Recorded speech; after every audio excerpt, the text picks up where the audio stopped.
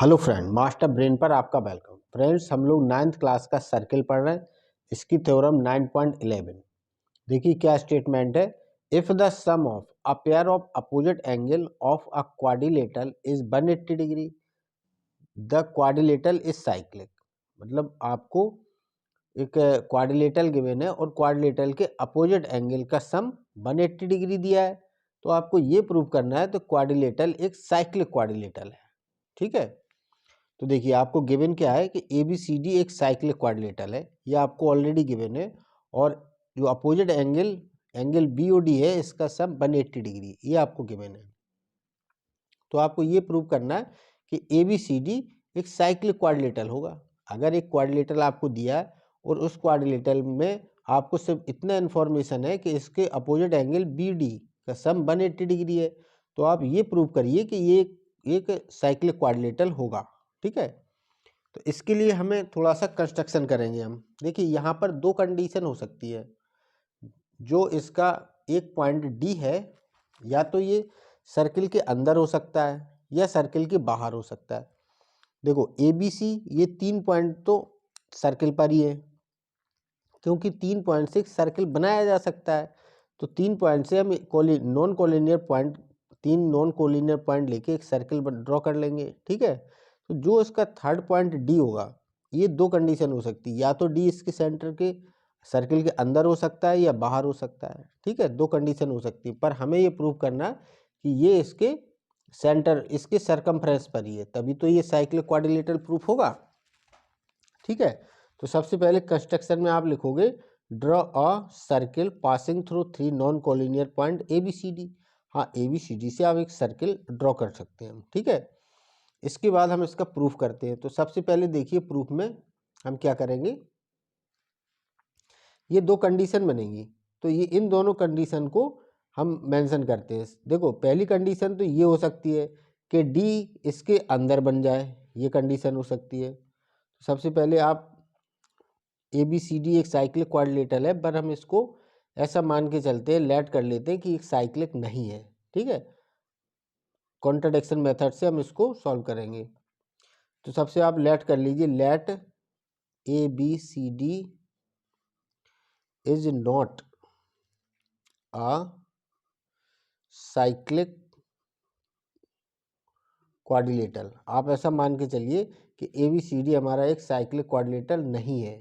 ठीक है, अब देखिए इसका कंस्ट्रक्शन हम दो तरीके से कर सकते हैं। एक तो डी को अंदर रख सकते हैं, या फिर डी को हम इसके सरकमफ्रेंस के बाहर रख सकते हैं। ठीक है, तो देखिए अगर हमने ऐसा इनमें से कोई भी एक कंडीशन ली, तो यहाँ पर हम प्रूफ के लिए हम लिखेंगे कि ए बी सी डी, देखो डी को तो हम या तो अंदर रख रहे हैं या बाहर रख रहे हैं, तो डी को तो आप मेंशन नहीं करोगे, तो इसके सेंटर पर हमने क्या रखा। देखो अगर हमने सर्किल के अंदर डी को रखा, तो इसको हम एक्सटेंड करके डी डैश और इसको ज्वाइन करा देंगे, तो ये ए बी सी और डी डैश ये हमारे पॉइंट हो जाएंगे। अगर हमने डी को बाहर रखा, तो इसके पहले ये कहीं ना कहीं सर्किल पर इंटरसेक्ट करेगा ये पॉइंट, तो इस पॉइंट को हम डी डैश मान लेंगे। तो ये ए बी सी और डी डैश, ये एक साइक्लिक क्वाड्रिलेटरल बनेगा। भाई ये तीनों पॉइंट ही तो सर्किल के सरकमफ्रेंस पर हैं, डी तो बाहर या अंदर है, तो डी नहीं है, सर्किल पर क्या है, डी डैश। तो हम लिखेंगे ए बी सी और D dash is a cyclic quadrilateral.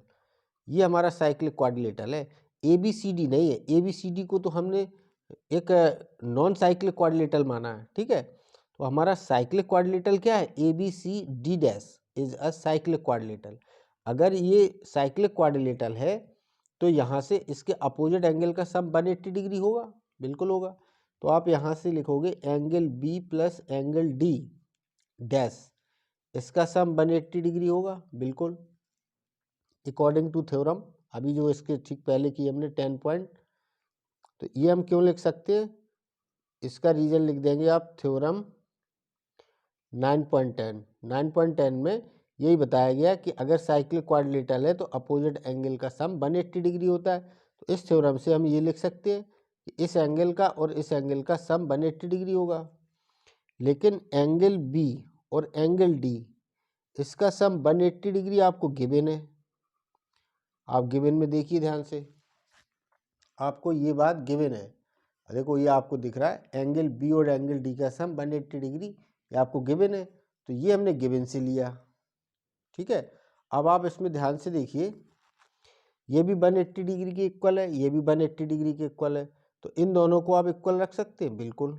तो हम यहाँ से इसको इक्वेशन 1 और इसको इक्वेशन 2 नाम दे दीजिए, और आप यहाँ से लिखेंगे फ्रॉम इक्वेशन 1 एंड 2, 1 और 2 इक्वेशन से angle B plus angle D dash और angle B plus angle D, इनको हमने बराबर रखा। तो देखो एंगल बी दोनों तरफ सेम है, एलिमिनेट हो जाएगा। एंगल डी डैश और एंगल डी ये बराबर आ गए, एक दूसरे के इक्वल है। तो देखो दो पॉइंट जो अलग अलग पॉइंट है, ये एक दूसरे के बराबर कैसे हो सकते हैं? ऐसा तो बिल्कुल नहीं हो सकता।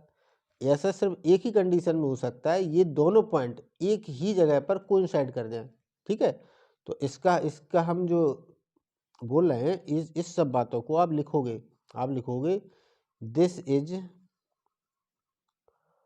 पॉसिबल ओनली व्हेन, देखो ऐसा क्वेश्चन अभी पहले एक और कर चुके हैं हम, when D and D dash coincide, ये सिर्फ तभी पॉसिबल है जब डी और डी डैश कोइंसाइड कर दें।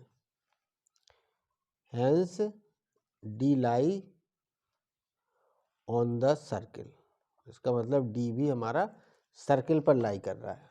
10 ABCD is a cyclic quadrilateral, ABCD एक हमारा साइक्लिक क्वाड्रिलेटरल है। यही हमें प्रूव करना था। इस पार्ट में बस इतना ही। नेक्स्ट वीडियो में मिलते हैं नेक्स्ट क्वेश्चन के साथ, तब तक के लिए गुड बाय।